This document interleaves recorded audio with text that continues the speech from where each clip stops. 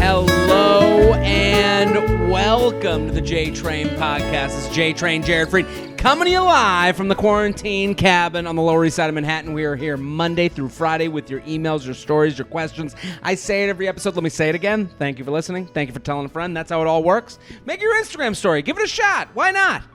Tell a friend, a coworker, a brother, a sister, a mama, a papa. You know what to do at this point. The other thing you can do is go on YouTube. Subscribe to the YouTube channel. I'm putting up YouTube videos every single day. Hello, YouTube land. Hello. Wave back at me with a little comment. Touch my balls in the comments section. Come on, tickle them.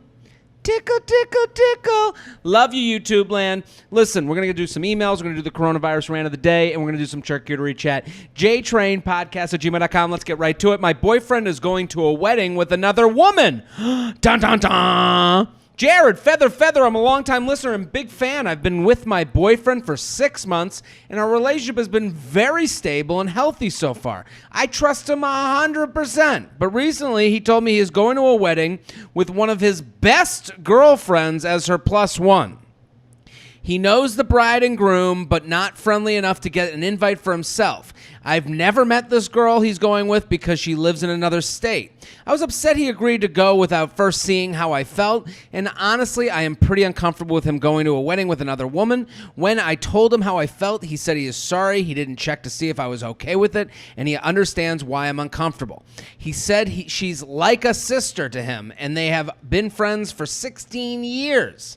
He said if I don't want him to go, he won't, but I feel bad telling him not to go to a fun wedding with his friends. This is a tough one because she is right and he is putting her in a position to be the Debbie Downer. That's the reality. He could have gone, it's one thing to go, oh my God, I didn't really think this thing through. Fuck it. I'm canceling. That's not what he did. He goes, man, I could see how this could make you feel uncomfortable. And then just waited for her to go, I don't want to be the nag. And then he goes, and if you don't feel good with it, I can stay. I can stay here with you. We can just stare at a wall all week. And she's like, no, go. Go with your friend that you've known for 16 years, but I've never met, and this friend didn't think enough of me to not invite you to the wedding. That's the biggest thing. Women are very sensitive to how they would feel in the situation. I don't know if a guy, like if I was the guy, if the gender roles were reversed, I could see how the guy would be like, fuck that dude, you're not seeing him, you're with me. Like it would be more machismo, more aggressive, more, you're coming with me, kid, because we're friends for this long. Who cares about that loser? It sounds to me that he's never told this friend how serious you guys are.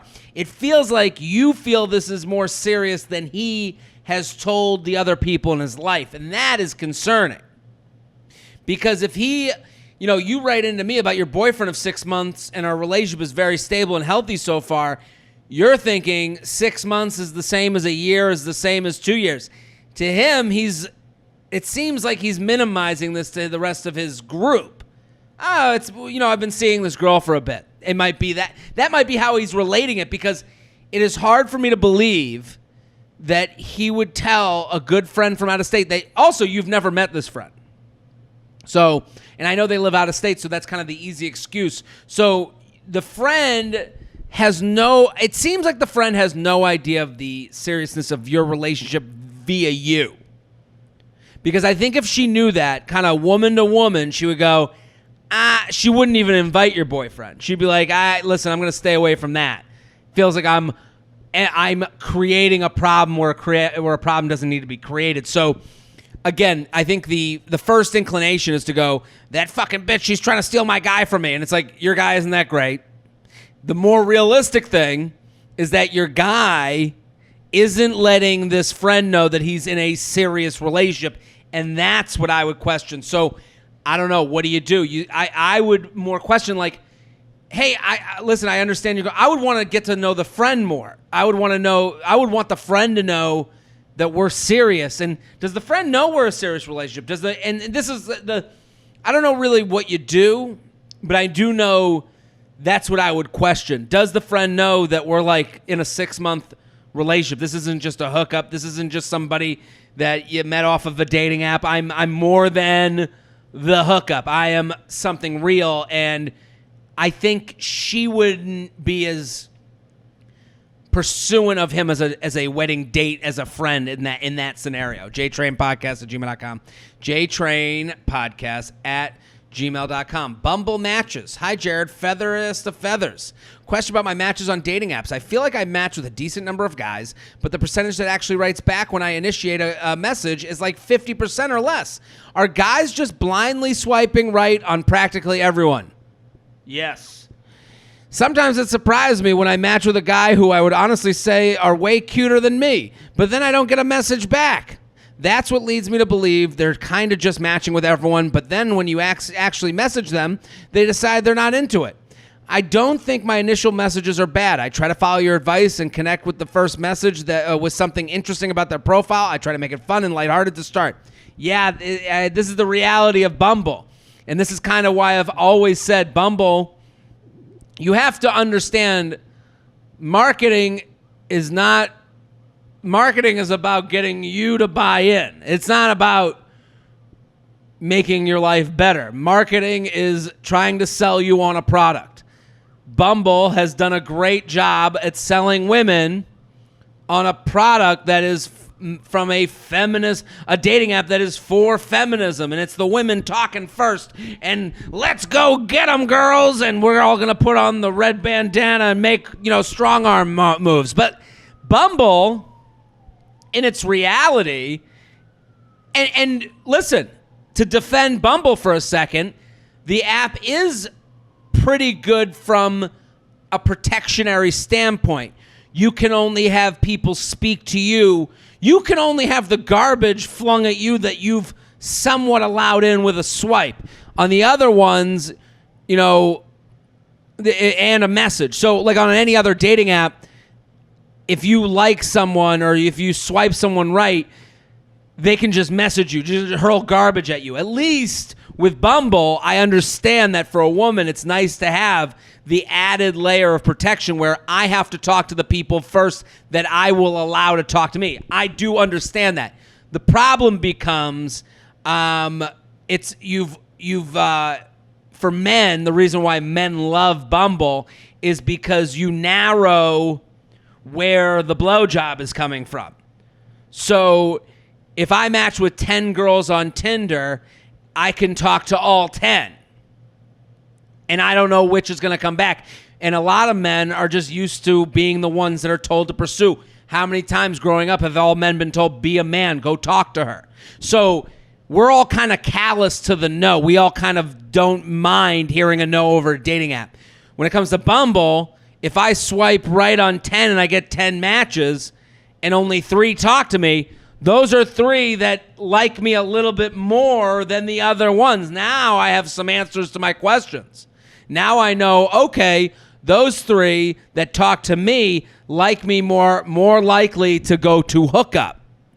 This is a very disgusting way to talk about this, I understand, but I'm just letting you know as the listener why you're getting a lot of matches, because the guys are saying, I'm going to swipe really loosely because I know I'm going to get less people talking to me than normal.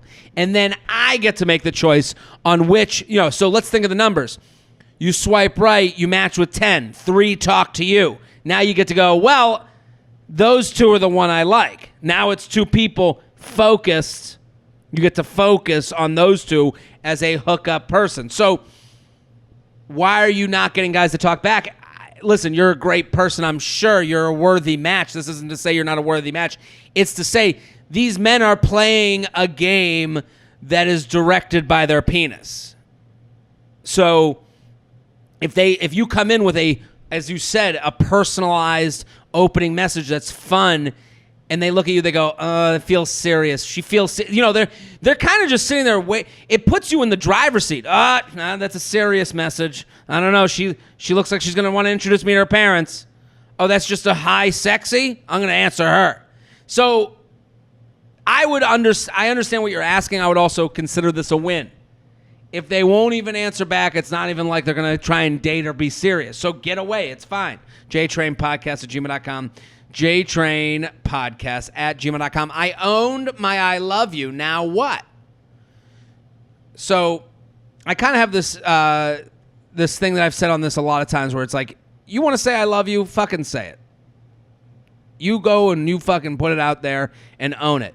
Don't say I love you to get I love you back. Own that I love you. And that's okay. Jared, longtime listener, first-time emailer here. I sat front row at your live taping here in Denver 2 years ago. I love Denver. I tell everyone about both podcasts, and I'm a Patreon member. Oh, thank you so much. I love this. A Patreon, if you don't know, I'll answer your questions for realsies over Patreon, and there's 2 extra podcasts a week. If that's what you want, patreon.com/Jared Freid. I've been dating my boyfriend for 6 months. I'm 30, he's 34. And a few weeks ago, I told him I loved him for the first time. He was not ready to say it back, which I assumed, but I wanted to tell him how I felt anyways. I'm very happy with my decision to tell him. Good for you. Even though he hasn't said it back yet, he has been showing me in other ways and has really been an even better boyfriend since I confessed my feelings. He has a hard time expressing his emotions. Yes, don't we all? My question is this. Is it okay to tell him I love him at the end of a phone call, before bed, etc., before he is ready to return the sentiment? Or should I wait until he's ready to say it back before I start mixing it in there, here and there? I don't want... I like that she talks about I love yous like it's like it's an olive. Should I mix in some I love yous? How about some I love yous on the salad? I don't want him to feel pressured to say it back, but I often find myself biting my tongue when I'd rather be honest and say it when I feel it. Basically, should I keep owning it and expressing it until he's ready, or wait patiently? How do you and Jess handle this? How did you and Jess handle this? Well, thinking back to Jess and I, she was the first to say it and owned it, and I, love that about her, and I, got there. I think saying what you feel at every moment is the way to go. I know that's easier said than done, but blurt it out, sing it from the rooftops. I think, say it when you feel it. Don't say it as, a performative thing. Don't, I think if you start saying it just to say it so you can, I love you, waiting. If you do it like that, you can tell. But if you're saying it in, with truth and honesty, go for it. Own it. You love him. Good for you. He'll get there. Fuck him. And this idea of he'll run away from feeling pressured. No, he'll run away from not feeling the same way as you. So I understand what you're saying, and I think the planning of it, I love you should be like sneezes. I love you. I love you. It's bodily. It's reactionary. It's and I know that. Again, that's one of those things that, they come as like a blank, like a cough. It's a bodily function. And the minute you get into planning it and counting them, that's the minute you're faking them. And you're just doing it for something in return. So keep owning it. Keep owning your feelings. That's your standard. That's where you lie. That's okay. jtrainpodcast@gmail.com. jtrainpodcast@gmail.com. Brother's girlfriend talking shit about our parents. I moved back to my home state after my grad school transitioned to online learning, and I'm staying at my brother's house that he normally shares with 2 roommates. The roommates have all gone back home, so my brother's girlfriend has been living here since quarantine started. I'm 25, they're 23, and have been dating for about a year. Spending more time with her has made me realize that I really don't like the way she talks about my parents. For example, she referred to my dad's house as spooky and said she could never live in a house like that. He has a few taxidermy animals on the walls, and I get that sounds a little weird, but we're from a rural town where everyone hunts. She has also gone on a few rants to me and my brother about how her mom is crazy. I've noticed this before when she's been at our house for holidays, so it's not like something new that started because of quarantine frustration. I know my mom can be a lot... I've noticed this before, and she's been at our house for holidays, so I know it's not something new. Okay, so she's been saying the mom's crazy and saying the dad's house is spooky for quite some time. It's even before quarantine. I know my mom can be a lot sometimes, but she's no crazier than any other mom. But both of our parents work extremely hard and are constantly doing things for my brother and me. I try to defend my parents as nicely as I can, but I am getting really tired of it, especially because my brother doesn't seem to be fazed at all. How should I address this? I feel it would be better to talk to my brother about it since we're pretty close, but I don't know how to bring it up. Is it possible that she doesn't realize how rude she sounds? We're all living together now, so I don't want to make anything awkward, but I also don't want to end up snapping at her when I finally had enough. Thanks for your insight. Can't wait to hear your thoughts on this. So I have a few thoughts. I think what she's saying isn't really like shit talking. To me, to say the house is spooky because there's taxidermy, to me, someone who doesn't know either party, that's like I could understand that. To say your mom's crazy as a daughter dating a man, the mom of a son is always going to seem crazier to the girlfriend than it does the daughter. So if you know your mom's a little crazy because moms are crazy, she's seeing it from a different angle, which is I'm dating your son. So she's getting a different version of crazy from your mom that you would not be privy to, which I'm not absolving her from talking shit, but I can understand where that comes from. I can understand. Here's what I also understand. You noticed this before quarantine. I think also the quarantine can give her a false sense of comfort with you and the brother since you guys are all shacked up together.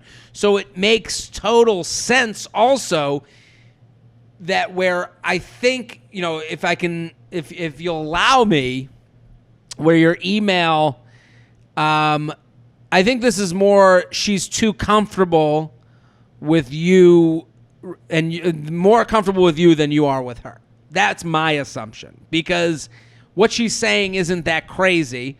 You're getting a little sensitive, which is okay. I can't tell you how to feel, but that's how you feel. But to me, it's coming off like you are upset that she is speaking up without being asked to speak up or doesn't really have the right to these comments yet because she's an outsider from the family. This is all stuff I can totally understand. Like I have a mom who's crazy. And I have the same protectionary thing with my mom that you have with yours because my mom is definitely a louder character, and I love her for it. But I do notice that when people, confide in me about how crazy my mom is, there's a thin line between. I get, there's a thin line between, and not to say there's all these people talking shit about my mom, but some people, when they come to me about my mom, it is as if they've never seen anything like it in their entire, oh my God, it's as if my mom walks into Dunkin' Donuts, takes a dump on the floor and is like, clean it up, boys. Like, it's not that. But the way they're acting is so... Oh my God, I can't believe your mom. And it's like, why don't you fucking relax? It's a mom. She's doing mom shit.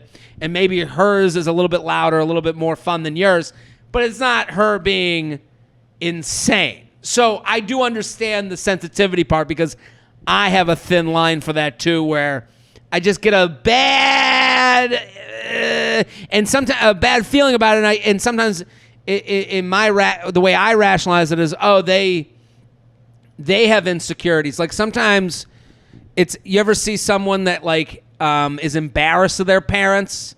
This is separate from my mom, but you ever see someone get embarrassed of their parents and the parent is like just being fun and awesome?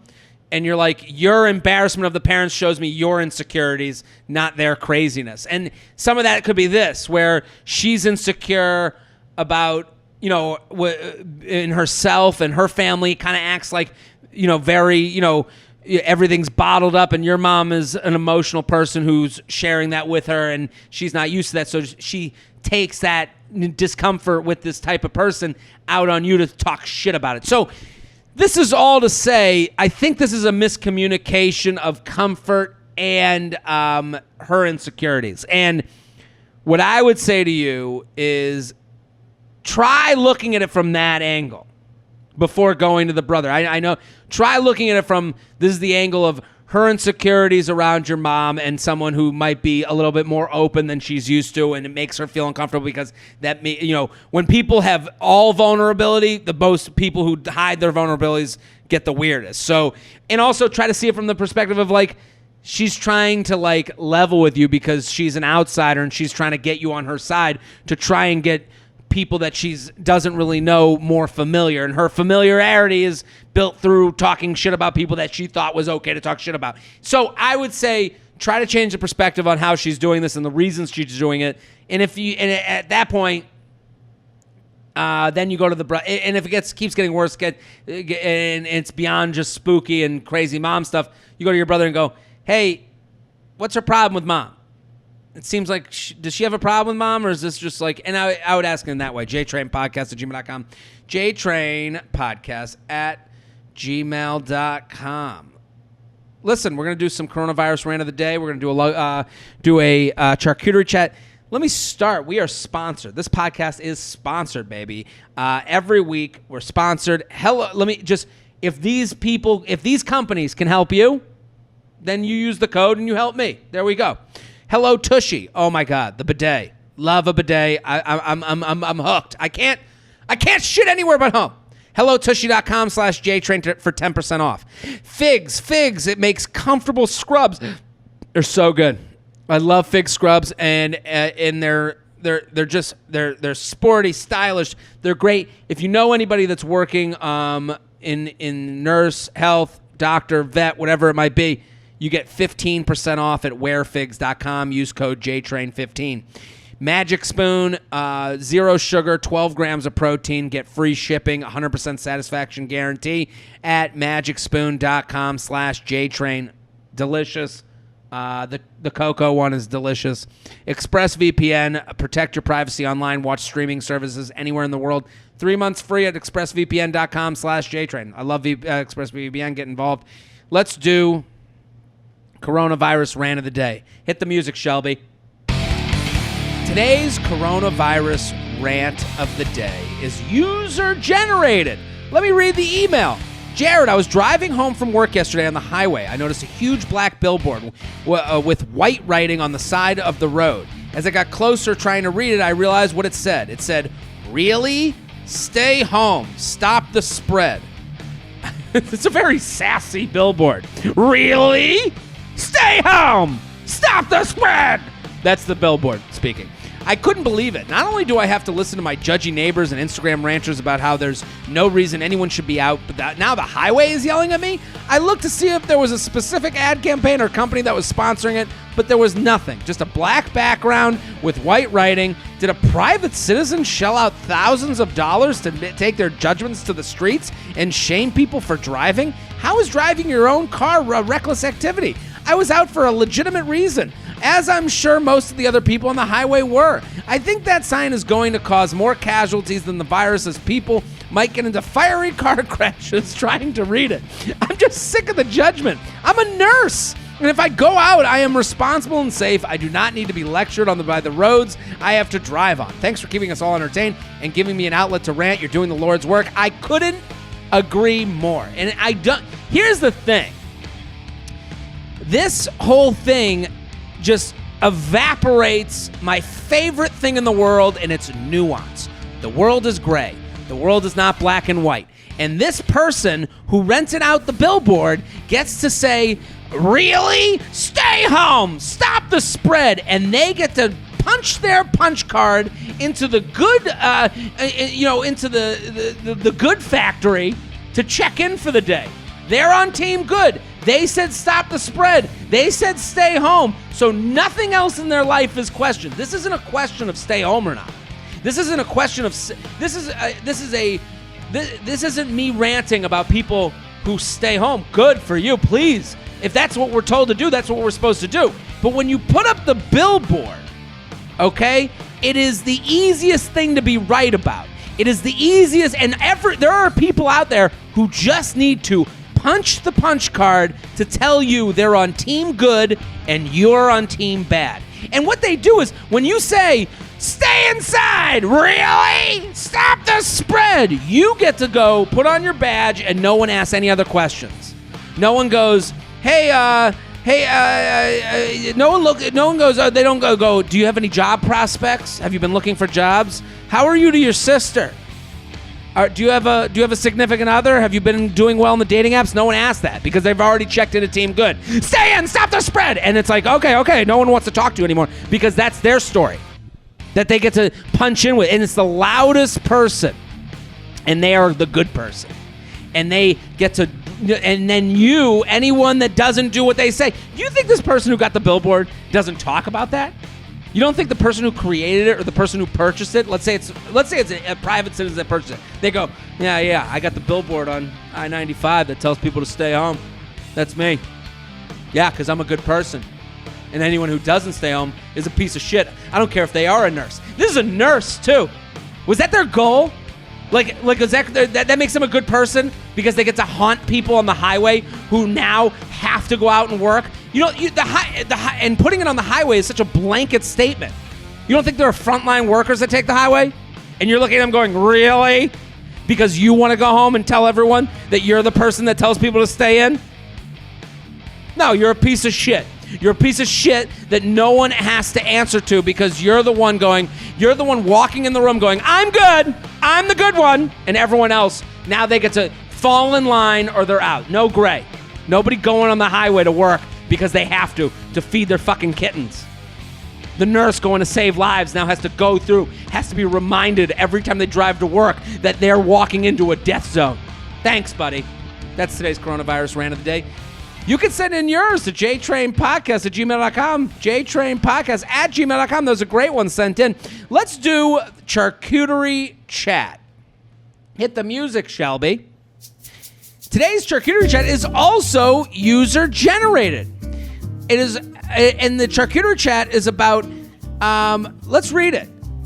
The charcuterie chat is Bloody Mary garnish. This is a little different, and I like it. J-Train, in recent years, our brunch tables have been piling higher and higher with increasingly absurd Bloody Mary garnishes of the type pictured. And I'm going to show the picture. And in the picture, you can see that is an onion ring. I think that's bacon. There's a shrimp on there. I'm going to show some others as well. This one has shrimp and bacon and tomatoes and mozzarella. This other one has burgers and hot dogs and a shish kebab. I mean, we've lost fucking control. This person is exactly right. As restaurant managers and brunch hosts have become more social media savvy, the competition for best Bloody Mary has become a nuclear arms race of garnishes involving tiny hamburgers, tacos, waffles, etc., which are seemingly made for Instagram more than the guest. I shouldn't need an entire dinner plate for my drinks garnish. Still, a celery stalk or lime wedge feels a bit too minimalist. Is there a science to the perfect Bloody Mary garnish? Am I wrong to cast a judgy side-eye when the garnish is taller than the glass? You are completely right, sir. Could not agree more. The only reason, if you have ever had these Bloody Marys where it has the huge the huge buffet on the top of it, have you tried the food? I have. I've had the hamburger because I'm a big fat idiot. I've had the hamburger. I eat the shrimp, and it's disgusting. It's cold. It's not even well seasoned. It's got shit all over it. None of the veggies, they all seem flimsy. And you sit there, and you're like, how do I even drink this? And you know what the worst part is? There is no incentive to make the actual Bloody Mary good. If the Bloody Mary can be some fucking bullshit mix from the back of the bar, they don't give a shit. Since they've made this huge arrangement, this huge edible arrangement on the top of the fucking Bloody Mary, now they're absolved of having an actual good Bloody Mary. The best Bloody Marys are the ones that are made with love, that have a little bit of crab in it, and have, like, you know, the clamato juice, and has the not crab, it has the crab, it has like and it has what's the name of the that comes in the cocktail sauce.